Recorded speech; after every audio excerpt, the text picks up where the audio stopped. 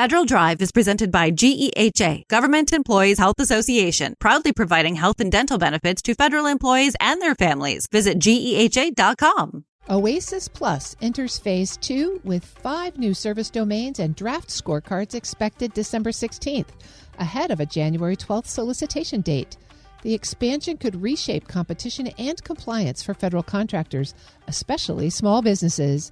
Stephanie Kostro, president of the Professional Services Council, is here to share her insights. Stephanie, great to have you back. Thanks for having me, Terry. We're going to focus a little bit more than we usually do today on things that are happening in the small business world. So let's start with December 4th, GSA announced the launch of the OASIS Plus Phase 2 expansion.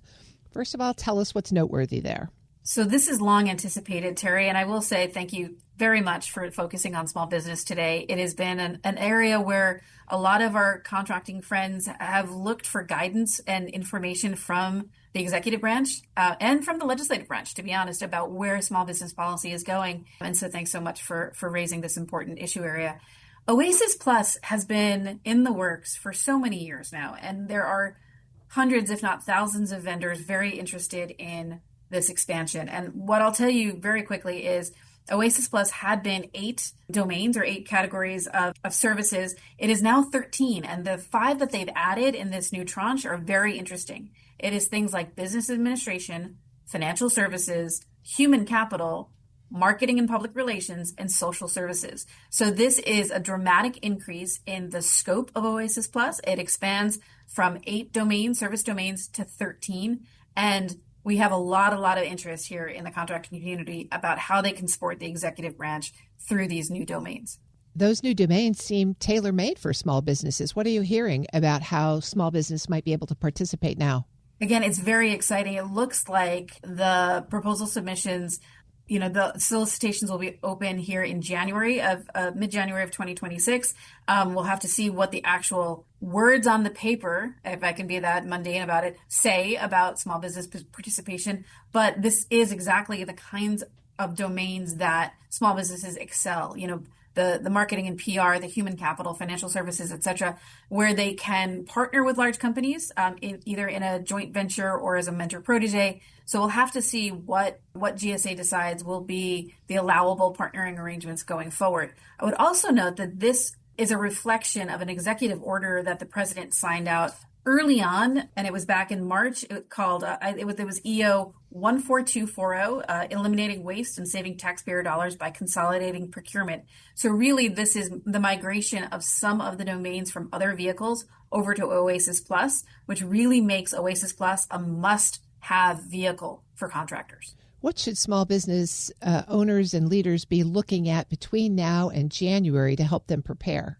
They really should check out OASIS Plus Phase 1 and see what came out in the solicitation documents for that. They should monitor the GSA websites very, very closely to see if any blog posts there will give them insight into what will be allowable.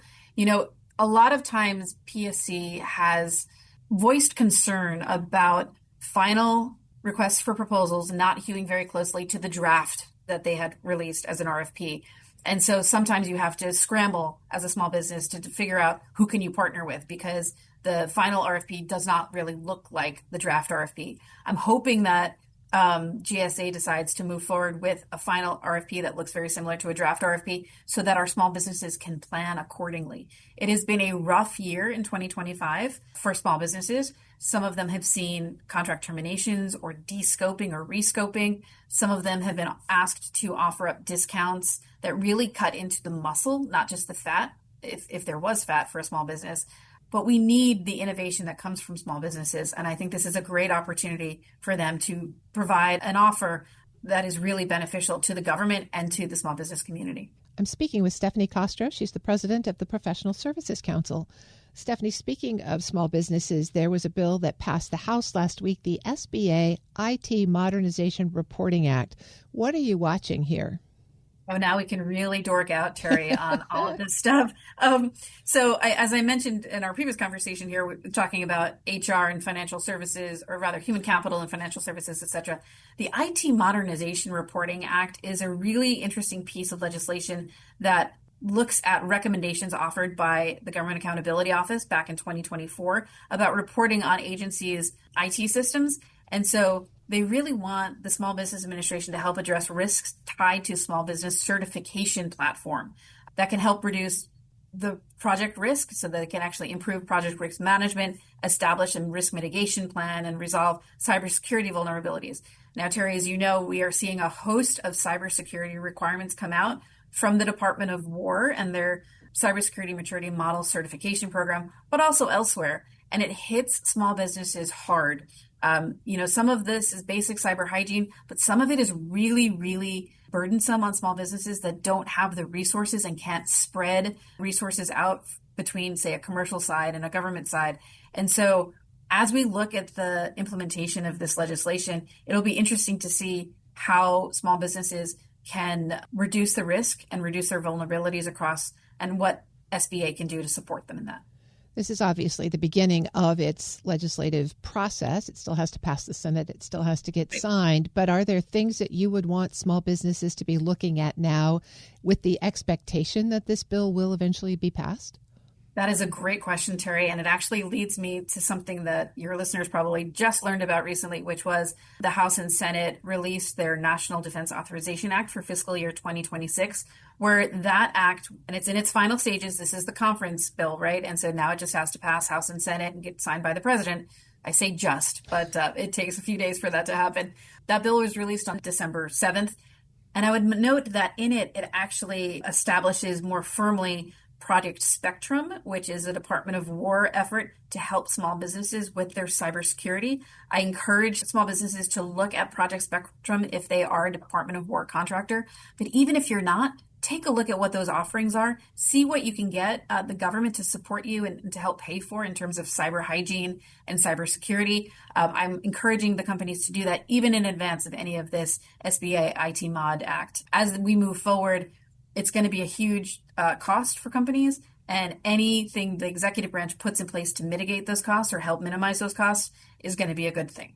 Stephanie, you've already alluded to a couple of big changes that small businesses are facing as a result of so many of the new policies and programs coming out of the Trump administration this year. 2026 is going to look very different for small businesses than 2025. Give us a feel for the change in the business market, the government contracting market for small business, and what do you think the year ahead brings? Again, a great question, Terry. Small businesses have, again, seen a lot of changes here in 2025, not least of which has been calling into question the socioeconomic set-asides that we have in place. There's the 8A program, which was for disadvantaged businesses, but there are also women-owned small business, veteran-owned small business, service-disabled veteran-owned small business, hub-zoned, etc. So we have ratcheted back as a nation back to the statutory requirements. The Biden administration and others had grown the set-aside amounts and thresholds for these kinds of small businesses. Those are back down to the statutory requirements. In addition, we have heard about this audit of the 8A program, which was launched months ago, but more recently, contractors have been receiving documentation requests from their customers to help justify 8A program awards, etc. So they've seen that as well. As we go into 2026, I imagine we will see more of this audit-like activity to make sure the companies that certify themselves as small are in fact small and qualify for these set-asides. I would also say under the revolutionary FAR overhaul, which is this FAR rewrite we've been undergoing for a few months, all of the class deviations part by part of the FAR are out there. The agency supplements are being changed. We are awaiting formal rulemaking for some of these things, but it does appear that the rule of two upon which a lot of small businesses base their business strategies is also changing. I'll just succinctly summarize it by saying right now, if the revolutionary FAR overhaul goes through the rulemaking process and nothing else has changed, that rule of two applies only to the contract level, not to the task order level, which is a significant change. It also allows the contracting officers to have a little bit of flexibility in terms of what can be deemed for a set aside, and then also not necessarily requiring companies to recertify their status. And so a lot of these changes are going to come to be executed in 2026. And it is, again, going to be a year of some upheaval for small businesses. So if you're a small business owner or leader and you're thinking about your strategy or your business plan for 2026, what are the key things that should be at the top of your consideration list? Okay. You keep asking these fantastic questions, Terry. Thanks for that. The first one is obviously to monitor everything that the government, the executive branch is saying in terms of what the requirements are for a small business. I would also make sure that if you have an opportunity to get on a vehicle yourself as an organic small business or as a joint venture, go ahead and get on, because I'm not sure what on-ramping opportunities are going to look like in the future for some of these larger vehicles. And also make sure that you have all of your documentation in a row, all your ducks in a row for documentation. And that includes not just, hey, you've got an 8A contract award and you may be getting required to submit some documentation, but to certify yourself, to make sure that the platforms are in place where you can certify yourself quickly with the SBA, and making sure that you have all of that documentation in line. This is also an interesting dynamic for any new entrants to the market who have not experienced what existing small businesses experienced here in 2025. They may look at this and go, the juice is not worth the squeeze. It's too hard to do work with the federal government. I think it is a business decision that if folks want to come and talk to those of us at the Professional Services Council, and we can give them a little bit of a taste of what the dynamics are, and we're happy to talk to them about, is this a good market for you to explore? I think it is. Particularly, for example, we talked about at the top of this discussion, the OASIS Plus expansion. The new 5 domains for services are great for small businesses. How do you compete for that? Come talk to us and we can help you out. Stephanie, I really appreciate the Small Business Roundup. There's so much more news. We'll catch up on the NDAA and the National Defense Strategy when we chat next. But thanks for being here today. Thanks so much, Terry, and good luck to all the small businesses out there.